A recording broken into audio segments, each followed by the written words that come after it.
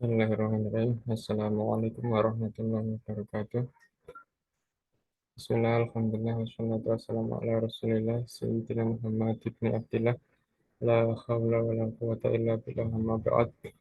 Yang saya hormati Bu Arlis Muryani, MPD, selaku dosen pembimbing di Matkul Bahasa Indonesia. Pertama-tama, marilah kita panjatkan puji dan syukur atas kehadiran Allah Subhanahu wa Ta'ala yang telah memberikan rahmat serta hidayahnya kepada kita semua, sehingga kita dapat membuat video tanpa ada halangan apapun. Salawat dan salam semoga tercurah kepada junjungan kita Nabi Agung Muhammad Sallallahu Alaihi Wasallam. Semoga kita mendapatkan syafaat beliau di yaumul qiyamah. Amin amin ya rabbal alamin. Oke, di video ini saya akan membuat tugas dari Bu Arlis. Perkenalkan, nama saya Gus Nurian Al-Amin, NPM 41422110012. Saya dari Prodi Pendidikan Sejarah. Ini saya akan memberikan cara menggunakan bahasa Indonesia baik dan benar. Nah, gimana cara menggunakan bahasa Indonesia baik dan benar itu? Marilah tonton video saya ini. Oke, langsung masuk ke materinya.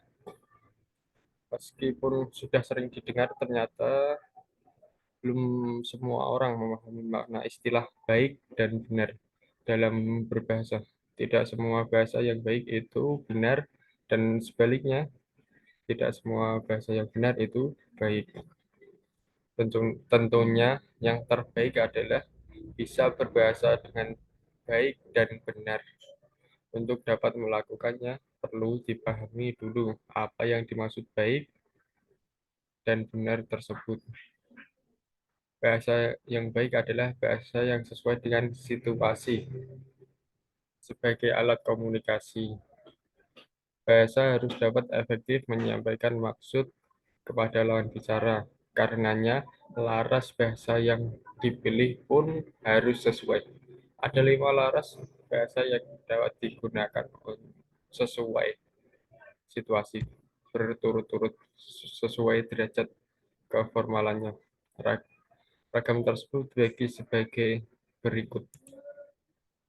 Yang pertama, ragam beku atau frozen, digunakan pada situasi hikmat dan sangat sedikit memungkinkan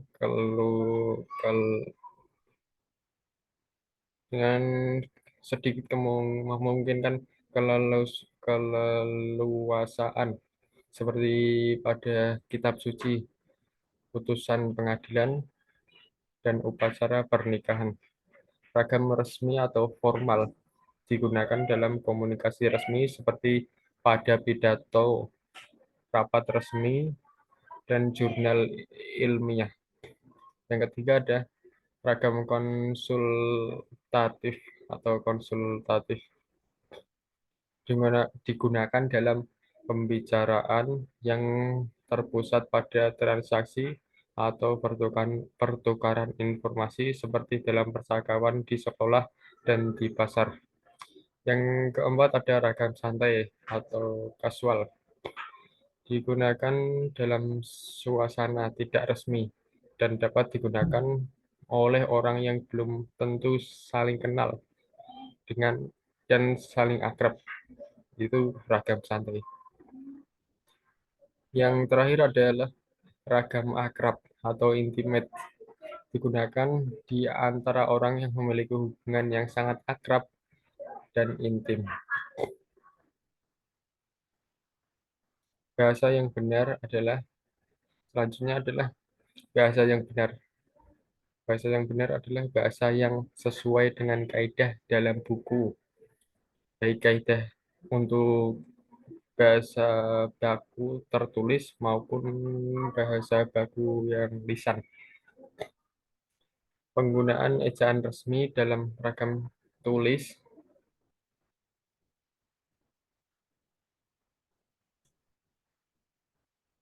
Ejaan yang ejaan yang kini berlaku dalam bahasa Indonesia adalah ejaan yang disempurnakan atau EYD. Bahasa baku mengikuti aturan ini.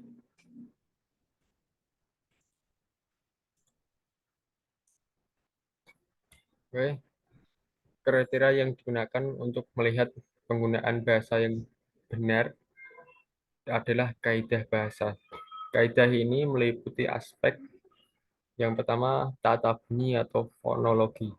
Itu bunyi, tata bunyi. Yang kedua adalah tata bahasa atau kata dan kalimat. Yang ketiga adalah kosakata, termasuk kosakata itu termasuk istilah. Yang keempat adalah ejaannya, ejaan harus sesuai. Yang kelima adalah makna, makna dari apa yang diucapkan. Pada aspek tata bunyi, misalnya kita telah menerima bunyi F, V, dan Z.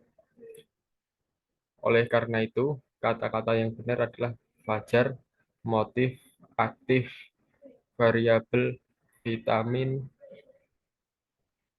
devaluasi, zakat, izin. Bukan pakar, motif, aktif, variabel, vitamin, devaluasi, zakat, izin. Itu salah. Masalah masalah lafal juga termasuk aspek tata bunyi. Pelafalan yang benar adalah kompleks, transmigrasi, ekspor, bukan kompleks, transmigrasi, ekspor. Pelafalan itu juga harus benar.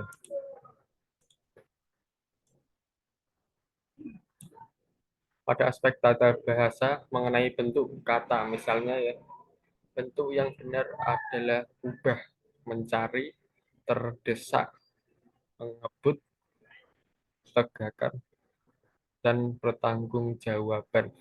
Bukan obah, obah, ubah, nyari, kedesak, ngebut, tegakkan, atau pertanggungjawaban.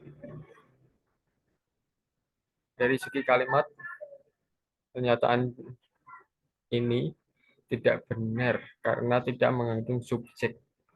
Kalimat mandiri harus mempunyai subjek, predikat, atau objek dan objek itu. Kriteria penggunaan bahasa yang baik adalah ketepatan memilih ragam bahasa yang sesuai dengan kebutuhan komunikasi.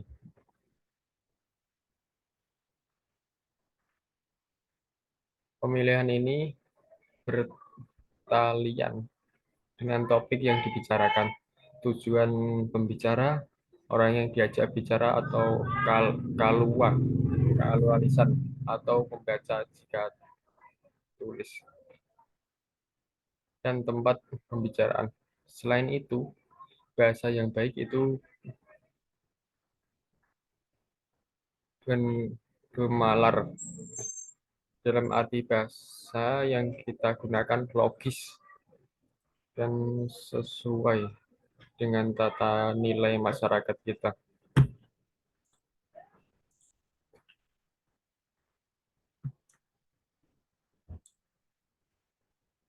Kalimat komunikasi yang baik harus memenuhi persyaratan sebagai berikut. Yang pertama, tidak menyimpang dari kaidah bahasa. Tidak boleh menyimpang yang pertama.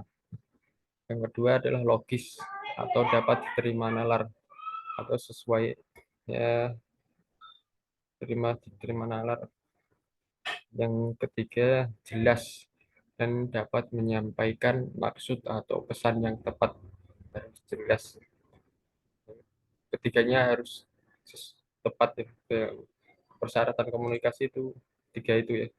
Kalimat yang tidak menyimpang dari kaidah bahasa maksudnya adalah kalimat yang cermat baik dari segi pemilihan kata dan pembentukan kata maupun susunan kalimatnya memenuhi aturan sintaksis yang benar.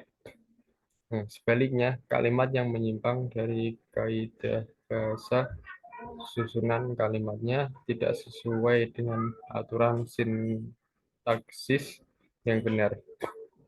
Tujuan penggunaan bahasa sebagai alat komunikasi. Penggunaan bahasa sebagai alat komunikasi memiliki tujuan tertentu, yaitu agar kita dipahami oleh orang lain. Jadi, dalam hal ini, respon pendengar atau lawan komunikasi yang menjadi perhatian utama bagi kita.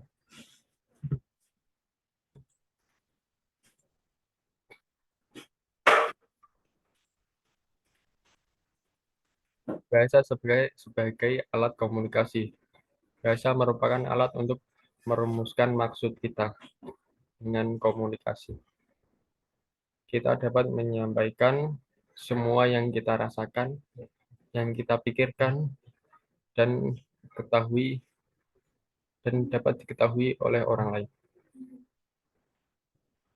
Dengan komunikasi, kita dapat mempelajari dan mewarisi semua yang pernah dicapai oleh nenek moyang kita dan apa yang telah dicapai oleh orang-orang sejaman kita.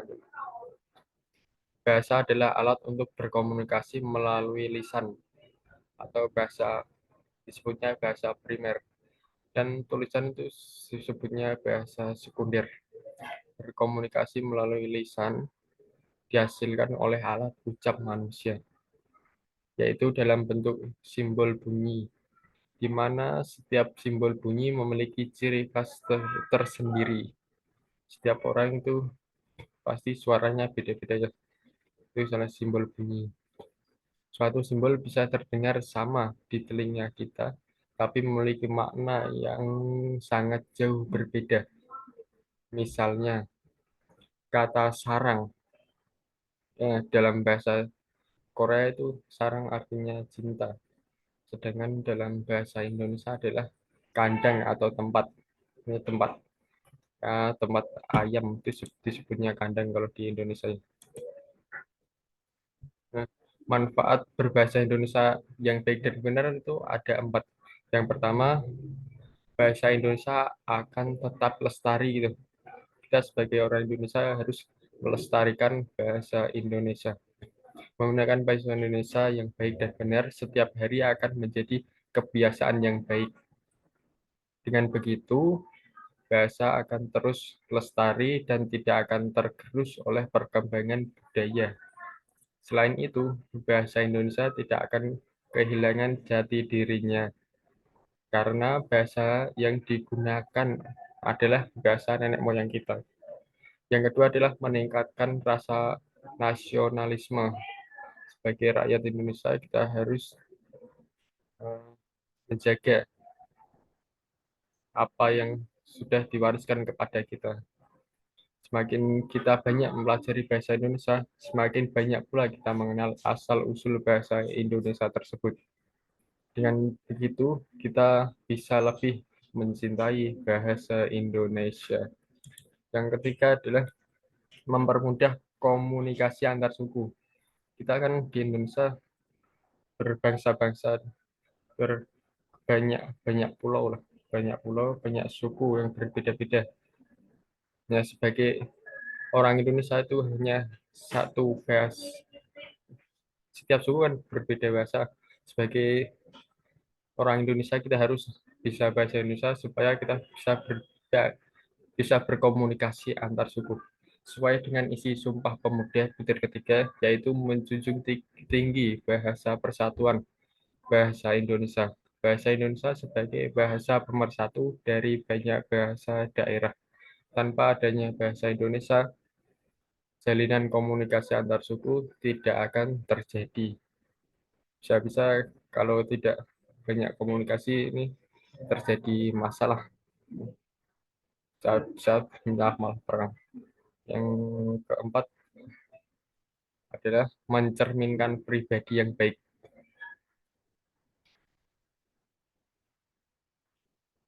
Karena bahasa Indonesia itu eh, sangat halus. Kalau kita berbahasa Indonesia kepada orang tua gitu, seperti bahasa yang tutur kata yang halus, yang baik, ya karena mencerminkan pribadi yang baik. bahasa Indonesia memiliki tutur kata yang halus. Dengan menggunakan bahasa Indonesia yang baik dan benar, maka akan tercermin kepribadian baik, sopan, dan santun. Ya, itulah kita.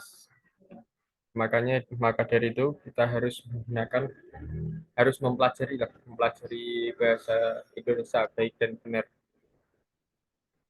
Ya, itulah sekian dari saya.